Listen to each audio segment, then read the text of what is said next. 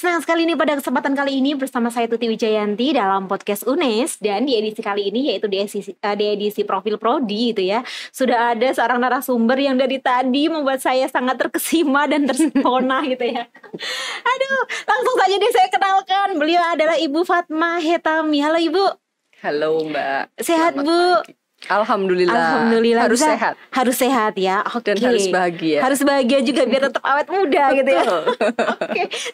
Saya harus awet muda, maka dari itu saya harus bahagia gitu ya Bu ya. Betul. Siap. Baik Bu, mungkin bisa perkenalkan dulu nama dan lain-lain gitu ya kepada sobat UNES Bu, silakan. Ya, nama saya Fatma Hetami dan saya kebetulan diberi amanah sebagai koordinator program Sastra Inggris S1 di UNES. Oke, nah jadi ceritanya nih Sobat UNES, pada kesempatan kali ini tuh kita akan berbincang-bincang terkait sastra Inggris ya Bu ya. Oke, nah Bu, begini nih terkait sastra Inggris gitu ya. Ini kan banyak sekali yang bertanya-tanya, nanti kalau lulus jadi apa ya gitu. Nah, biasanya jadi apa nih Bu? Menarik gitu ya Mbak ya, karena seringkali ketika mahasiswa atau anak-anak kita itu memilih sastra Inggris, termasuk saya dulu ditanya sama orang tua, kenapa masuk sastra Inggris? Mau jadi sastrawan, nanti nggak punya uang loh, gitu ya. Sastrawan kok dianggap nggak punya uang sih? Sastrawan zaman dulu kan Mbak, seperti sekarang. Jadi mungkin ada hal-hal yang perlu diluruskan di sini untuk adik-adik kita atau teman-teman kita yang ingin nanti bisa mau masuk ke sastra Inggris, bahwa di sastra Inggris itu terutama di prodi kami itu kurikulumnya disesuaikan dengan capaian lulusan. Jadi ada profil lulusan, di situ ada sebagai interpreter atau translator, kemudian ada sebagai consultant atau konsultan bahasa ya, atau instructor dalam sebuah lembaga bahasa. Lalu ada juga sebagai jurnalis, sebagai jurnalis. Jadi kami desain kurikulumnya yang mata kuliah pilihan itu ada ketiga program tersebut. Ada juga kami juga menyediakan mata kuliah pilihan seperti public relations, kemudian English for Business. Oh, ada sendiri juga ya. Jadi nanti mahasiswa itu ketika lulus selain punya bekal ilmu bahasa Inggris, dia juga bisa kemampuan yang lain ya. Oke, jadi bisa juga di PR-nya cara melobi yang baik, begitu juga ya Bu ya. Jadi mungkin bisa saya ceritakan sedikit bahwa lulusan kami sekarang sudah tersebar di berbagai macam perusahaan dan juga di berbagai negara juga. Betul. Ada yang sebagai diplomat di Kementerian Luar Negeri, ada beberapa. Keren sekali. Kemudian ada yang di kantor imigrasi ya di sana. Lalu ada yang bekerja di editor di MNEC Group sebagai jurnalis dan juga di Liputan 6. Ya, ada juga sebagai PR di Hotel Bintang 4. Lalu ada yang bekerja di bank. Jadi bermacam-macam sekali ya. Jadi peluang kerjanya tidak sempit. Apalagi tadi ya, wah keren sekali ya. Jadi itu ternyata lulusan dari sastra Inggris ya Bu ya. Oke, di sini ternyata juga banyak sekali kemampuan yang diajarkan gitu ya, atau dibekalkan gitu ya ketika masih kuliah, dan juga setelah lulus ternyata juga bermacam-macam pekerjaan yang bisa diperoleh gitu ya Bu ya. Bahkan tadi mungkin bisa kapan-kapan kita undang nih Bu. Jadi alumni-alumni yang sudah di beberapa stasiun televisi ya Bu ya tadi. Kemudian juga ternyata ada juga di kedutaan juga ya Bu ya. Nah, itu boleh banget tuh Bu. Nanti kan di segmennya podcast UNES itu kan ada jejak alumni, nah nanti bisa diwawancarai juga ya. Oke, siap. Nanti minta kontaknya ya Bu ya. Siap. Kita malah ngobrol-ngobrol yang lain nih. Terkait ini nih bahasa Inggris nih Bu. Ini kan memang tuh katanya kan bahasa pemersatunya dunia gitu ya Bu ya. Berarti juga sangat memungkinkan dong bekerjanya juga alumni kita juga di berbagai belahan negara gitu ya Bu ya. Nah, itu juga sampai saat ini pun juga masih aktif mungkin ngajarin adik-adiknya atau narik adik-adiknya ke sana itu nggak Bu?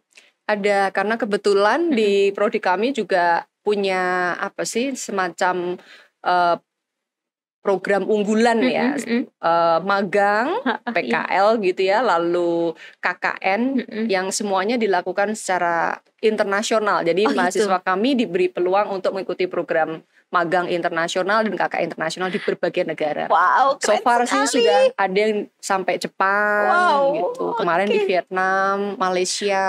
Tuh. Cuma memang karena pandemi jadi banyak yang ya untuk gitu sementara kami alihkan di dalam negeri dulu, bahkan daring juga offline, gitu ya. online. Iya, betul. Iya Bu ya, memang di masa kayak gini memang agak susah ya Bu ya. Nah jadi kalau musim-musim masih masa-masa seperti ini nih, pandemi seperti ini, yang dilakukan oleh program studi ini agar bisa mahasiswanya nanti juga tetap tercetak sebagai mahasiswa yang berkelas internasional gitu, bagaimana Bu caranya Bu? Ya kebetulan ada beberapa kegiatan yang masih bisa dilakukan secara online gitu ya. Jadi kami mengadakan semacam temu wali series gitu ya. Itu melibatkan tidak hanya mahasiswa tetapi juga orang tua, karena di masa pandemi ini banyak sekali orang tua itu yang telepon ke kami gitu ya, menanyakan anak saya bagaimana. Ini betul loh. Jadi memang kondisinya seperti tidak hanya di SD, SMP, SMA ya. Ternyata kuliah itu orang tua juga khawatir, sehingga ketika mereka mengkhawatirkan, akhirnya kami bentuk temu wali series tadi. Di dalamnya kami berikan semacam motivasi dan juga penjelasan mengenai apa yang sudah dan akan dilakukan oleh mahasiswa di Prodi Sastra Inggris, sehingga orang tua juga merasa nyaman, tidak khawatir, dan juga malah mensupport. Seperti kemarin, ini kan lagi gencar-gencarnya MBKM ya Mbak ya. Betul. Jadi kami tawarkan mahasiswa untuk mengikuti kredit transfer di universitas yang ada MOU dengan prodi kami gitu ya. Itu ternyata yang antusias orang tuanya juga gitu ya. Jadi dan banyak juga gitu ya. Banyak sekali, sampai kami harus menyeleksi. Kerjasamanya dengan mana saja sih Bu prodi ini? So far yang kami sudah ada MOU dengan UNESA, dengan Universitas Negeri Malang, lalu Universitas Negeri Jakarta, UNJ, dan Universitas Negeri Yogyakarta. Oke, itu kalau yang di dalam. Ya, kalau yang di luar dengan rencananya ini nanti akan dengan Universitas Brunei Darussalam. Oke, Brunei Darussalam ya. Kepengennya nanti kedepannya juga bisa jadi sister kurikulum kita sih. Amin. Terus kalau yang ini PKL dan lain sebagainya kan biasanya bisa di luar negeri. Itu berarti kerjasama dengan mana saja Bu? Kalau dengan yang di luar negeri? Yang di luar negeri biasanya kami menggunakan ini kerjasama dengan Dejavato. Jadi semacam organisasi yang bagaimana tuh Mbak? Jadi mereka memang sebuah instansi yang menyediakan jasa kalau kita memang membutuhkan jasa untuk magang, di mana atau ya KKN tempatnya gitu. Dan itu disambut antusias oleh mahasiswa, bahkan mereka itu sampai ada yang rela menabung. Demi bisa. Saya pengen magang di Korea, Mem. Dan mereka menabung, betul loh. Dan mereka magang di sana beneran. Iya, betul. Jadi kemana ke Jepang, saya menabung dulu, Mem. Dan ada yang kecewa juga karena pandemi ini kan harus mundur. Pending juga ya Bu ya. Betul. Oke, nah kalau fasilitas yang disediakan oleh prodi ini apa saja Bu untuk mendukung tadi bisa agar mahasiswa bisa go internasional dan lain sebagainya, itu fasilitasnya apa saja yang sudah disediakan dari prodi? Kami punya ini ya,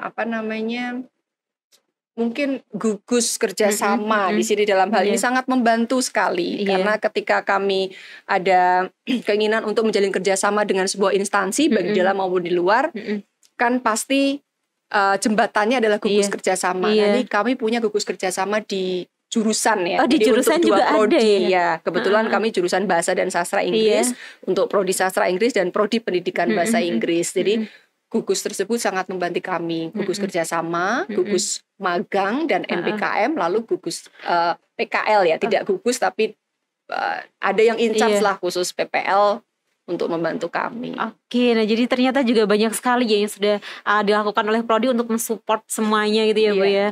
Nah kalau terkait tadi nih, kalau pulang kerja kan sudah nih ya Bu ya, nanti kalau lulus jadi apa gitu. Tapi kalau selama ini prestasi-prestasi yang ditorehkan oleh mahasiswa dari prodi ini apa saja Bu? Ada beberapa sih Mbak, sudah banyak juga, cukup banyak. Sebagian mungkin menang di kompetisi esai berbahasa Inggris, lalu kompetisi membaca puisi gitu yang kaitannya dengan sastra.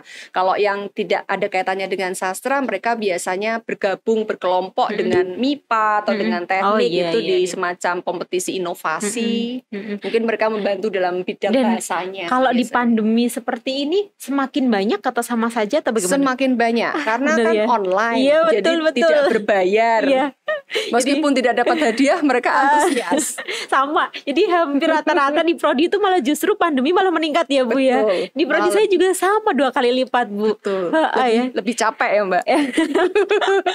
Jadi bayarnya juga kadang kan memang lebih murah ya hanya untuk ini saja. Jadi prestasi juga ternyata juga lumayan banyak. Saya mengamati, saya kira itu pandemi membuat prestasi itu semakin merosot gitu. Tapi ternyata enggak juga ya. Mungkin karena mereka bosan ya, tugas terus, kuliah terus, akhirnya mencari-cari yang kesibukan yang lain gitu ya. Untungnya sesuai passion juga masih berfaedah gitu ya. Karena kan ada kadang tuh yang masa pandemi, udahlah rebahan aja lah gitu kan. Nah tapi ternyata juga banyak sekali, termasuk juga di prodi ini juga mahasiswanya juga cukup antusias juga ya Bu ya untuk terus mengembangkan prestasi mereka gitu ya. Dan saya sukanya mereka itu lapor loh. Oh iya, selalu. Mem, saya juara ini.